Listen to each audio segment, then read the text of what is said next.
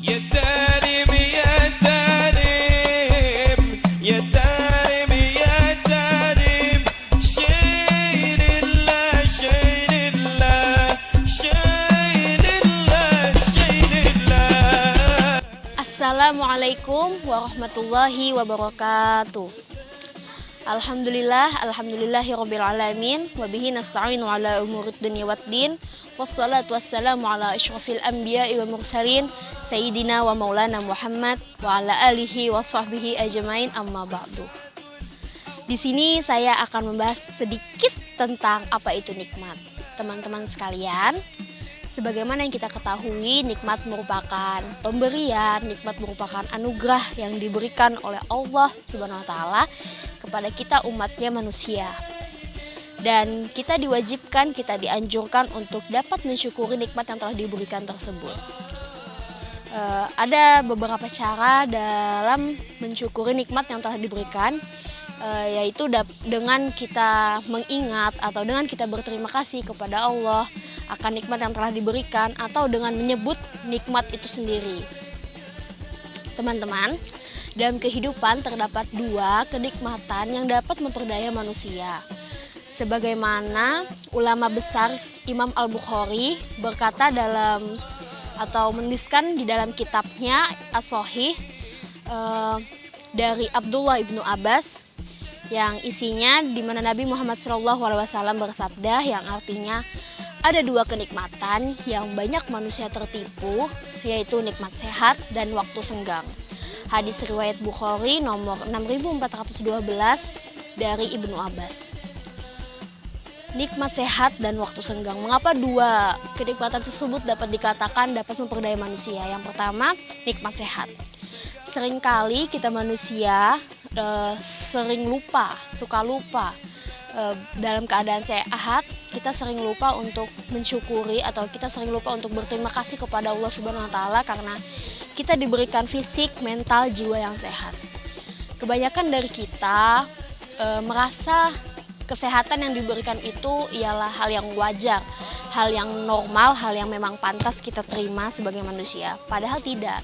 Justru sebenarnya saat manusia dalam keadaan sehat, kita seharusnya berterima kasih lebih banyak kepada Allah Subhanahu wa taala karena tetap diberikan kesehatan, karena kita telah diberikan kesempatan untuk dapat merasakan fisik, mental, dan jiwa yang sehat. Justru kita biasanya dalam keadaan sakit malah banyak-banyak meminta maaf kepada Allah, banyak-banyak mengucapkan ampun, memohon ampun, meminta untuk diangkatkan penyakitnya. Makanya nikmat sehat ini banyak dikatakan dapat memperdaya manusia karena kita sering lupa itu tadi.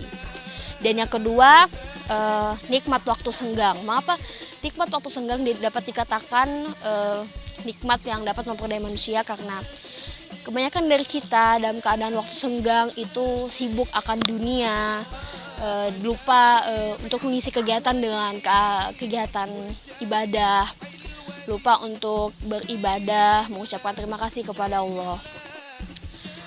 Seseorang tidaklah dikatakan memiliki waktu luang hingga badannya juga sehat. Dan barang siapa memiliki dua hal tersebut, yaitu waktu senggang dan sehat, hendaknya ia bersemangat dan jangan sampai tertipu dengan meninggalkan rasa syukur kepada Allah atas nikmat yang telah diberikan. Ketika kita sudah dapat kenikmatan sehat dan nikmatnya waktu luang, kita jarang sekali untuk mengingat atau untuk mensyukuri nikmat tersebut kepada Allah Subhanahu wa taala. Kita justru terlena. Biasanya seperti itu, kita justru terlena. Terkadang manusia berada dalam kondisi sehat namun ia tidak memiliki waktu yang luang. Ada juga yang ketika kita memiliki waktu luang tetapi kita dalam kondisi yang tidak sehat.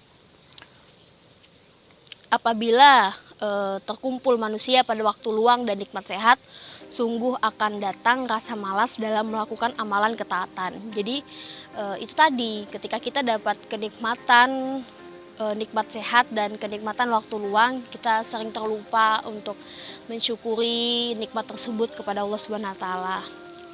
Hal ini sejalan dengan ucapan sahabat Nabi Umar bin Khattab yang mengatakan, "Aku tidak suka melihat seseorang yang berjalan seenaknya tanpa mengindahkan ini dan itu, yang tidak peduli penghidupan dunianya dan tidak pula sibuk dengan urusan akhiratnya."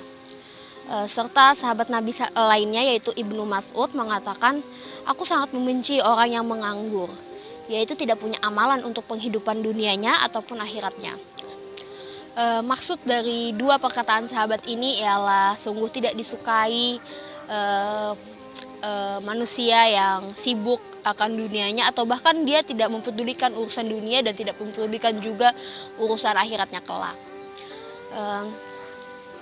Poin penting dari dua perkataan sahabat ialah seluruhnya itu harus berdampingan.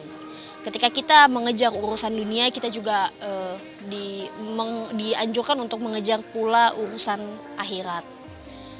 Lalu timbul pertanyaan bagaimana kita manusia memanfaatkan waktu. Ini kembali ke nikmatnya waktu senggang tadi ya. Bagaimana memanfaatkan waktu? Sebagian ulama salaf biasa memanfaatkan waktu luang dengan belajar, membaca sambil berjalan. Jadi marilah kita saling mengingatkan untuk senantiasa memanfaatkan waktu untuk belajar. Dimanapun kita berada, dimanapun dan kapanpun, belajar itu tidak ada batasannya. Berusahalah untuk senantiasa belajar dengan membaca buku atau membaca Al-Quran serta mentadaburinya. Memanfaatkan waktu luang serta nikmat sehat dengan lebih bijak, dengan mengharapkan keridhaan Allah adalah lebih utama. Semoga kita tidak termasuk orang-orang yang lalai atas kenikmatan tersebut dan senantiasa bisa memperbaiki diri. Amin.